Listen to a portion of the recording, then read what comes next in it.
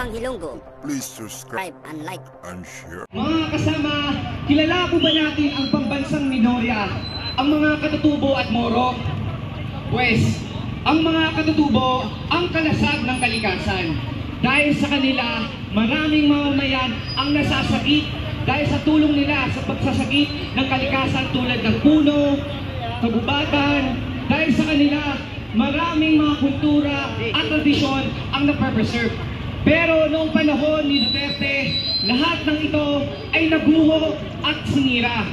Doong Presidente sa Duterte, nagpasok ito ng mga kontra-mamamayang patakaran.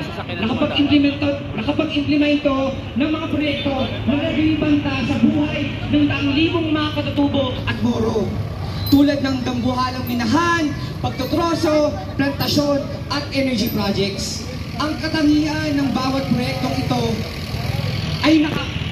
ay mapagpungkat ng mga hilaw na materyales na nagdudumina ng mga multinational companies at handang i-export ng mga imperialistang bansa tulad ng US sa mga lupang ninuno ng mga katutubo. Sa Mindanao, tatandaan po natin, nagdarahop ang 500 mga Muslim na mga kapatid na Muslim na naging biktima ng sapilitang pagpapalis o forced evacuation noong martial law.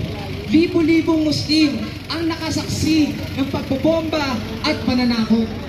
At lahat ng ito, matapos maguho at tirahan at kabuhayan ng mga Muslim, nagbigay daan naman ito para sa mga multinational corporations na mga commercial at profit-oriented na gusali na pagbabayari ng mga burgesya komprador.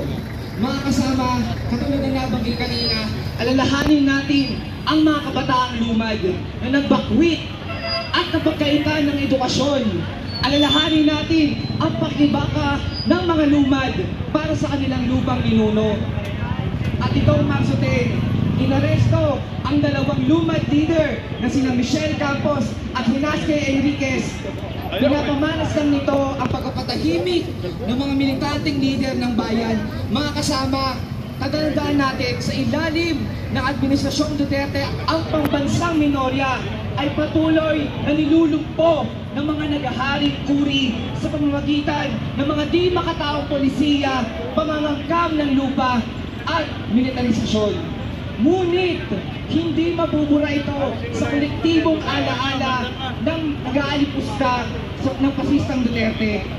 At siyang patuloy na sisigilin ng mga ito. Hindi matatapos ang pag-ibaka ng mamamayang Pilipino para sa hustisya, lupang ninuno at sariling pagpapasya ng pambansang minorya hanggat hindi nabubulok si Rodrigo Duterte sa kulungan. Mga kasama, palakasin po natin ang ating panawagan. Lupang ninuno! Depensahan! Depensahan! Ipaglaban! Lupang ninuno! Inutang na duga ng basistang rehimen! Singilin! Singilin! At bayarin! Hustisya para kay kasamang Chad Bok! Hustisya! Hustisya para kay Teacher Jurain! Hustisya! Hustisya para kay Kevin Castro! Hustisya! Mga kasama, lahat po ng sektor ng lipunang Pilipino ay naghirap sa ilalim ng basistang rehimeng Duterte. Mula sa mga kasama natin sa ibang bansa, mula sa mga pambansang minorya, kasama na po ang kabataan. Para po palalimin ang kahilingan ng sektor ng kabataan para sa katarungan at hustisya, tinatawagan ko ang kasalukuyang kinatawan ng Kabataan Party List sa Kongreso, si Congressman Raul Manuel. Pag-asa ng bayan! Kabataan! Sinasabi ng mga taga-suporta, yung mga hardcore na mga taga-suporta ni Rodrigo Duterte, na ito raw yung nangyaring pagkaka-aresto sa dating Pangulo ay away politika lang daw. Ito raw ay bunga lang ng pagkakabiyak ng unity na ngayon ay nag-aaway-away na. Pero sa totoo lang, kung ito ay away politika, na nasa ating mga mamamayan pa rin kung paano talaga lubos na makapanagot. Ang kagaya ng mga Duterte, na mga berdugo at maraming inutang na dugo sa mamamayang Pilipino. Dahil ngayon po, ubos kaya na nagpapalaganap ng mga peke impormasyon, pekeng balita ang mga Duterte para palabasin na hindi raw tama itong nangyayari sa ating bayan. Ang gusto po nilang pagtakpan ay yung katotohanan na ang mamamayang Pilipino ay uhaw na sa hustisya. Uhaw na po tayo na magkaroon na talaga ng pananagutan sa maraming mga krimen na nangyari sa ilalim ng kanyang administrasyon. At ngayon po, hindi tayo titigil na naaresto na si Rodrigo Duterte. Dapat lamang sa lalong madaling panahon ay magsimula na ang trial sa kanya sa International Criminal Court. Pagkatapos ni Rodrigo Duterte, titigil ng administrasyon na pinamunuan, una, walang iba, kundi si Bato de la Rosa. Si Bato de la Rosa na ngayon ay gustong maprotektahan sa bisa ng kanyang posisyon bilang isang senador. Lalo lamang lumilinaw na naupo na siya sa Senado. Hinanap niya ang kanyang posisyon para gamitin ito bilang proteksyon sa pananagutan. At ngayon, tatakbo ulit siya para ano? Para saan? Para magtago sa kanyang mga kasalanan. Gagamitin na naman ang Senado bilang shield sa pananagutan. Tama po ba yun?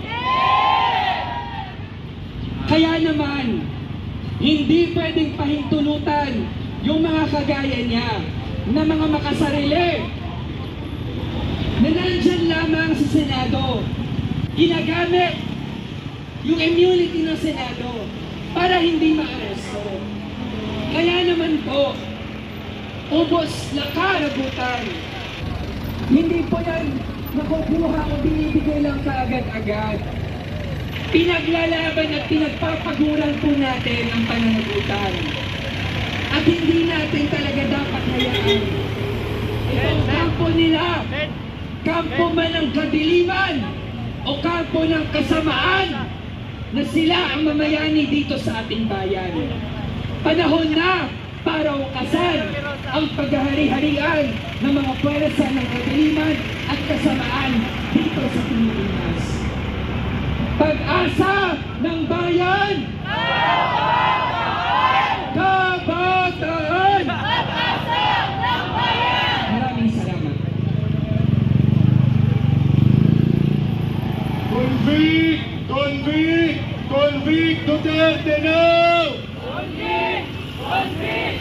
Convict Duterte now! Mga kasama, bagamat nakulong na si Duterte, nagpapatuloy ang laban ng mamamayang Pilipino para sa hustisya at katarungan. Nananatiling malaya sila Bato de la Rosa at ang ibang mga kasabakat ni Duterte tumatakbo pa sa eleksyon. Isang taas kamugay sa lahat ng mga naririto ngayong araw na kasama natin ngayong hapon na nakikibaka para sa katarungan at pananagutan. Tulad ng mga nabanggit kanina ng mga naunang tagapagsalita, ang pakikibaka natin ngayong araw ay para sa lahat ng biktima ng nagdaang pasistang rehimen ni Duterte sa war on drugs, sa lahat ng biktima ng martial law sa Mindanao, sa libo-libong human rights violation, sa mga pambobomba, sa mga katutubo at mga magsasaka.